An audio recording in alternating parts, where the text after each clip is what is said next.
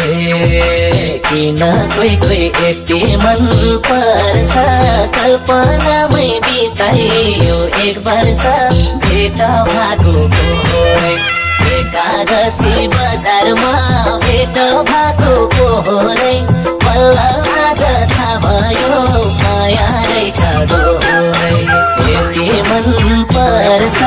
कल्पनामै बिताइयो एक वर्ष भेट भएको पोहोरै एकादशी बजारमा भेट भएको पोहोरै बल्ल आज थाहा भयो माया रहेछ दोहोरै एकादशी बजारमा भेट